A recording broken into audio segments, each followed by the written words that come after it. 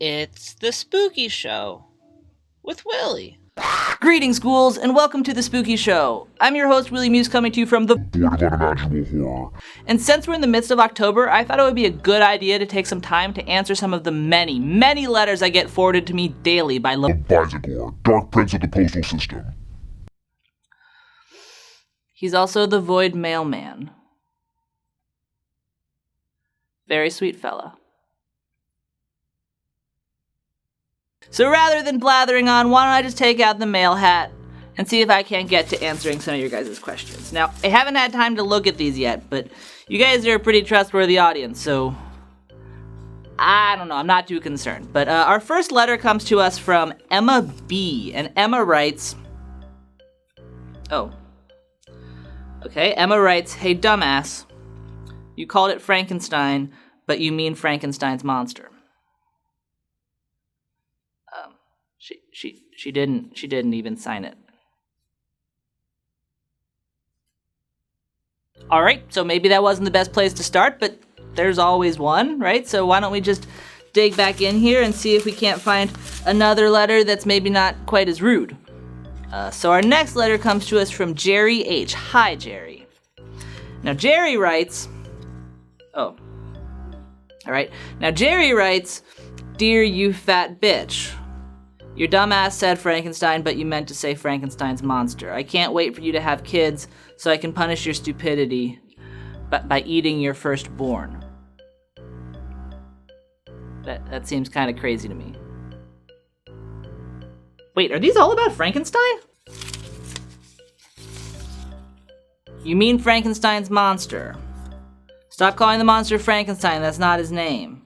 Oh, okay, here's one, and it comes to us from Victoria B, and Victoria writes, "Dear Willie, are you a girl or a boy? P.S. You mean Frankenstein's monster, not Frankenstein. God damn it." Okay, well, Victoria B, thank you for your letter, and to answer your question, yes I am. Now, as for your and everyone else's thoughts on how I choose to refer to the famous monster, I say to you that I disagree! So many people have tried to correct me by saying that you can't call the creature Frankenstein, but I say that they are correcting something that is already perfectly fine. This brings me to my motherfucking comment of the day. Here is why it's okay to call the monster Frankenstein.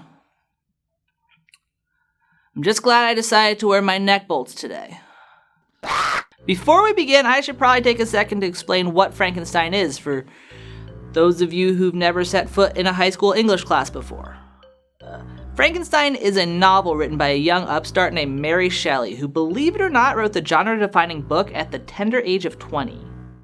The story tells the tale of Victor Frankenstein, who uses science to create life, and then basically that creation goes on a killing spree and says a bunch of boring stuff about its own existence. I don't really like the book that much. As the property has evolved over the years, the monster has become commonly referred to as Frankenstein, probably because he is ostensibly the star of the show. You see a movie poster with this face on it, and you're gonna assume that that's who the movie is named after. But that said, in the romantic novel, the creature is very specifically not given a name. It's like kind of an important part of it. And because of that, it's become pretty common for people like you assholes watching to correct people when they call the monster Frankenstein, which seriously, go fuck yourself. Before I go on, I will say this, and that's that you people are absolutely correct when you say that the Frankenstein in the title of the book is in fact the doctor, not the monster. That said, just because the doctor is named Frankenstein does not mean that he is the only one. Even though the monster is nameless in the book, I stand by the fact that it is perfectly acceptable to call it by that German name that everyone says is incorrect, and I have several reasons why. Let's start with the obvious. The first argument I have for why it's okay to call the monster Frankenstein is because the monster is probably named Frankenstein. Yes, the monster is immediately abandoned by his creator and never given a name, but, well, Frankenstein isn't a given name, it's a last name. There's a reason there's a distinction there. The circumstances of his birth were a little bit untraditional, but for all intents and purposes, Dr. Frankenstein is ostensibly the monster's father. By the weird rules of society that the book takes place in and that I live in as well, this would mean that the monster would inherit his last name. Even when the parents don't want the kid still usually gets the last name. And I know this because, well, I too have my parents' last name.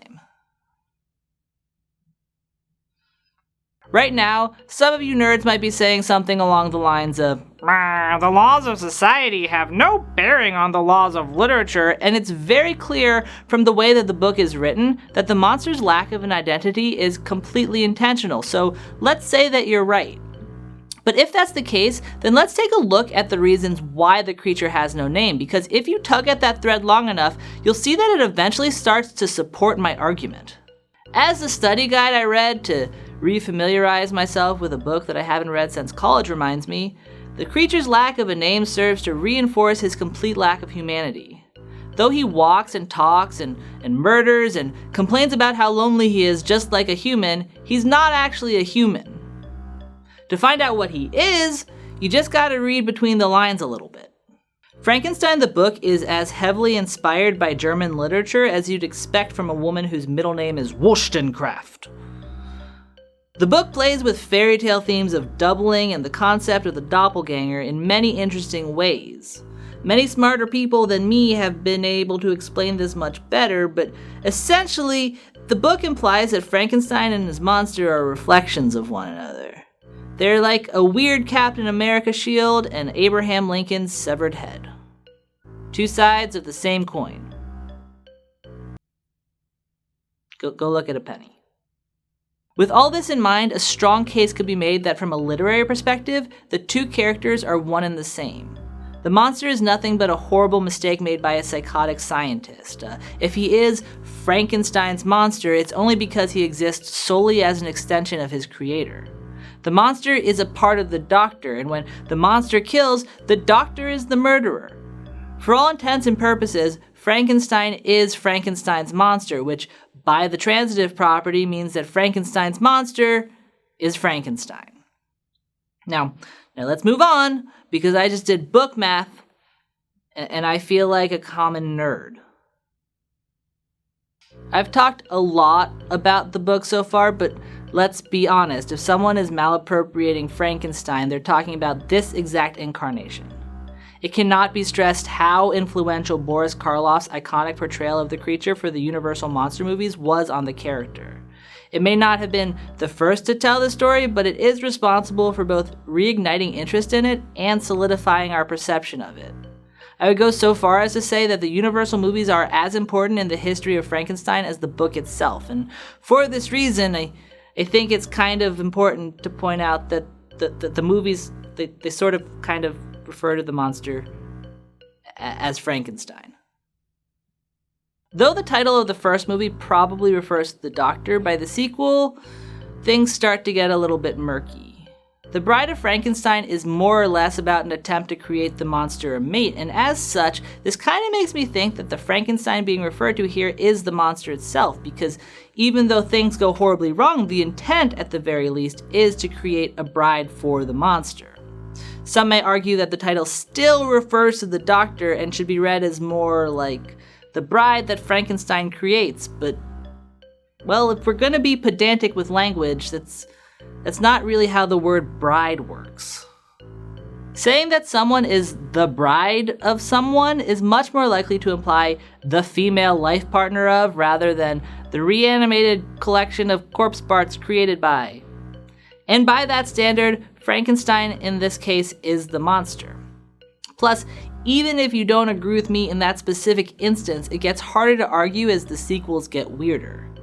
In Frankenstein Meets the Wolfman, for example, the Doctor never even makes an appearance, so unless the movie is named after a completely unrelated interaction, it's safe to say that the movie thinks Frankenstein is the green dude. Mayhaps you don't think that the Universal movies have any bearing on the book, and, well, I'm inclined to agree with you. Kind of. I will completely agree that the movies and the book are very different in many, many, many ways. For example, in the book, there is absolutely no mention of the Wolfman. So what I will concede is that if you want to view the book and the movies as two completely different entities, that's fine. But that said, if we're being honest, outside of a high school English class, odds are we're referring to this ugly fuck when we talk about Frankenstein. And since the movies that birthed him also call him Frankenstein, correcting someone to say that he's actually Frankenstein's monster feels like a waste of breath to me. I'm wrapping things up here, guys, but I have one last argument to make on the matter, and that's this. Things change, get over it.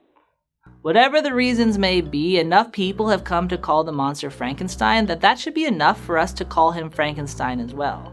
This sort of thing happens with language all the time, and I could literally do a whole nother episode on it. Irregardless. Okay, granted, I've been working on the internet long enough to know that this line of thinking is not often popular, but that said, I really think that in this one single case, you should make an exception and accept it, because I believe that it's much more faithful to the property at hand. If you do correct someone who calls the monster Frankenstein, you're essentially trying to say that you understood the book, and so I think that you should take a moment to think about what that book is really about. At its core, Frankenstein is a story about, well, a lot of things, but one of those things is what happens when a creation escapes the control of its creator. Sound familiar?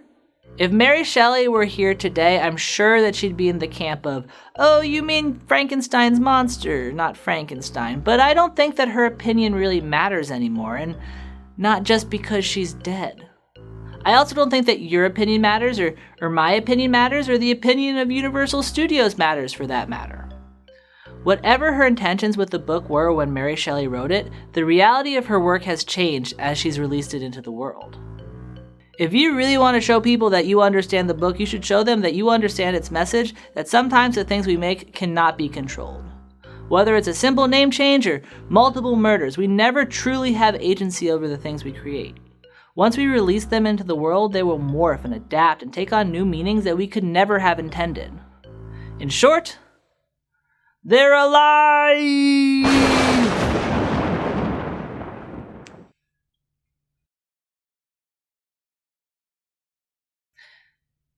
Get it? It's like the movie.